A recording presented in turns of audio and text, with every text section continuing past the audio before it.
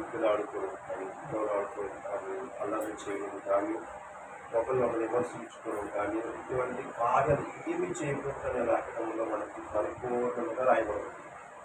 అక్కడ రాయబడిన మాటను బట్టి ఇప్పుడు ఇది ఒక దీక్షగా, అంటే దేవుడు నాకు ఇచ్చిన తలంపును బట్టి ఒకవేళ నేను ఇబ్బంది పెడుతున్నాను ఏమో అని ఒక బాధ నాకున్నాను. కానీ ఆత్మీయ జీవితంలోనూ మీ ఆశీర్వాదాలు మీ అందరూ మీరే సంపాదించుకోవాలి, మీ కొరకు మీరు చేస్తున్న ప్రార్థన మీరు అర్థం కాకూడదు అని మాతో పాటు మిమ్మల్ని పెట్టుకొని మనమందరం ఒక సమూహంగా చేస్తున్న ఈ దీక్షలో ఒక అద్భుతమైన నీతి మనకి ఏం కనిపిస్తుందో ఆలోచించాలి. ఈ 21 రోజు చాలా ఖండితమైన ఉపవాసం ఉంది. ఎందుకంటే నేను చాలా ఇదిగా చేస్తాను ఈ ఉపవాసం వల్ల. 10 సంవత్సరం కొన్ని అనారోగ్య పరిస్థితులను అయినను సరే నేను ఇంకేకపోయినాక ఇష్టపడుతున్నాను. కనుక 21 రోజులు మన నోరు మౌన వ్రతమై ఉండాలి, మాట్లాడకూడదు. కనీసం ఎటువంటి గొడవ కూడా మనం ఎవ్వరితోనూ పడకూడదు. ఇటువంటి భాషలు కూడా మనం ఎవరిని మాట్లాడకూడదు, ఎవరిని హింసించకూడదు, విమర్శలు చేయకూడదు. ఈ 21 రోజు మనము ఇద్దరు కఠినమైన ఉపవాసం మనం చేయగలిగినప్పుడు ఖచ్చితంగా దాని యొక్క ఫలితాన్ని మనం పొందుకుంటాం. కాదండి 100%. ఎందుకు పొందుకుంటామంటే ఇప్పుడు మేము అందరం చేస్తున్న ఉపవాసం, ఒకవేళ మీరు అందరూ నా కొరకు అనుగుణంగా చేస్తున్న ఉపవాస ప్రార్థనలో ఉపవాసం చేయకపోవచ్చు, ప్రార్థన చేయొచ్చు. ఈ ప్రార్థనలో ఒకవేళ నేను దృష్టి కలిగి లేకుండా నాకు ఇష్టం వచ్చిన ప్రవర్తిస్తే మీరు అందరూ చేసిన ప్రార్థన నా జీవితానికి ఫలితాన్ని తీసుకురాదు. అలా తీసుకురాదు. ఎందుకంటే నేను కూడా అందులో ఉండగలిగితేనే తీసుకొస్తాను. ఎందుకంటే ఈ ప్రార్థన కూడా గొప్ప శక్తి అది. అందుకనే సమయంలో గొప్పదంటాడు, నేను ప్రార్థన చేయకపోతే పాపం చేసిన వాడిని అంటున్నాను. కనుక మన ప్రార్థన విషయంలో ఆసక్తికరంగా మనం బ్రతకాలి. మనం దేవుని యొక్క భయభక్తులు కలిగి జీవించాలి. ప్రార్థన అన్నది సామాన్యమైనది కాదు. దేవుని హృదయాన్ని కదిలించేది, మన జీవితంలో అద్భుత కార్యాలు చేసేది. అందుకే దావీదు మహారాజు మాట్లాడుతున్న 120 కీర్తనలు మాట్లాడుతుంది. ఎవరంటే నాకు మొరపెట్టుము నీకు ఉత్తరం ఇస్తాను అంటాడు 21 కీర్తనలో, 22 కీర్తనలో, అలాగే 20 కీర్తనలో కూడా మాట్లాడుతుంటాడు. దేవునికి మొరపెట్టినప్పుడు మనకి సమాధానం దయచేస్తాడు.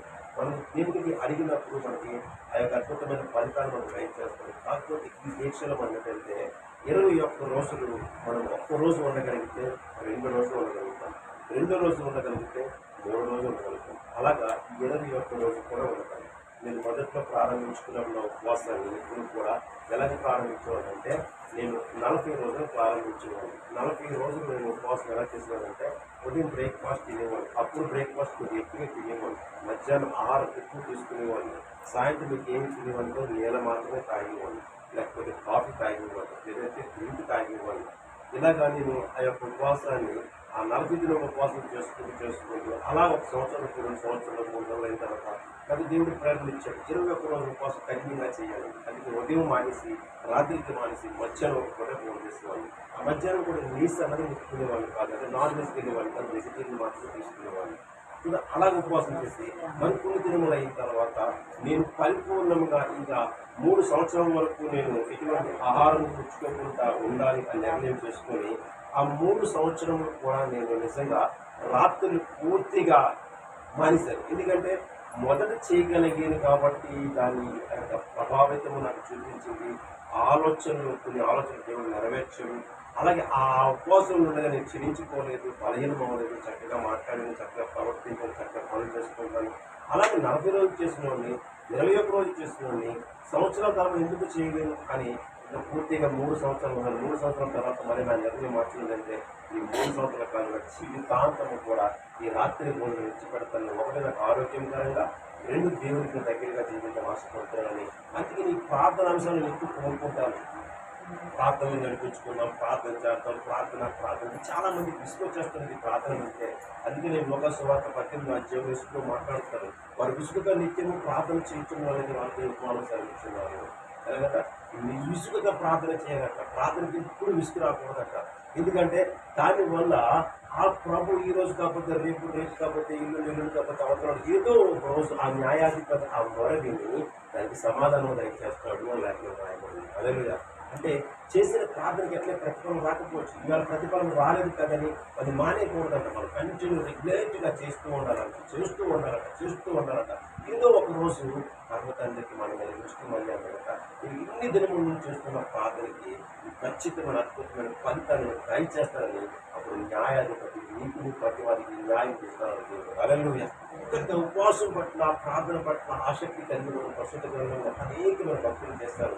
దానియేలు చేస్తాడు చూడండి, ఏలియా గారు చేస్తారు, అలాగే యేసు ప్రభు చేస్తారు. చాలా మంది భక్తులు ఉపవాసం ఉన్నారు, గుర్తుకున్నారు. ఉపవాసం అంటే ఉపవాసం ఉండడం వల్ల ప్రయోజనాలు కనిపించే ఉపవాసం ఉన్నారు. దావీదు చేసిన ఉపవాసం చేసినప్పుడు ప్రయోజనం కనిపించింది, ఫలితం కనిపించింది. అలాగే ఉపవాసంలో ఫలితం కనిపిస్తుంది, అలాగే ప్రార్థనలో కూడా ఫలితం కనిపిస్తుంది. కాబట్టి మీరందరూ ఇప్పుడు నేను ఆ యొక్క గ్రూపులో మనకు అంతా పంపిస్తాను. కాబట్టి గొప్ప ప్రార్థన ఉపవాసంలో మనం ప్రార్థన చేయము. 30 అంశాలు కనబడుతున్నాయి. ఆ 30 అంశంలో మీరు కంటిన్యూగా ఒకరిని బట్టి ఒకరి సంఘంలో ప్రతి ఒక్కరిని గుర్తు చేసుకుంటూ మొదటిగా సంఘం గురించి ప్రార్థన చేయండి.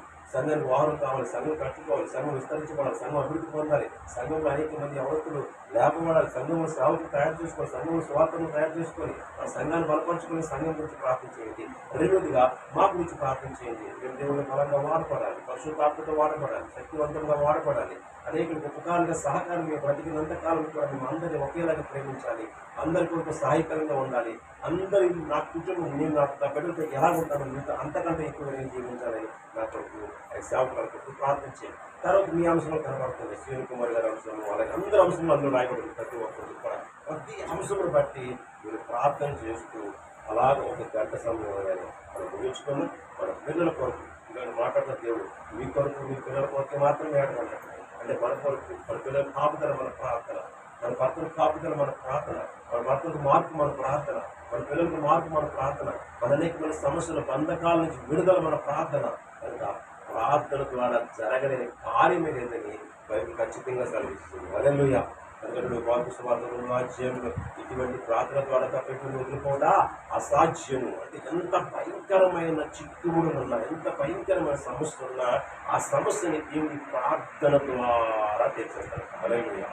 కనుక ఆ ప్రార్థన పట్ల ఆసక్తి కలిగి ఈ ప్రారంభమైన ప్రార్థన ప్రారంభించుకున్నాం. సమయం అయినట్టు చూడండి, ఎంతైందమ్మా టైం.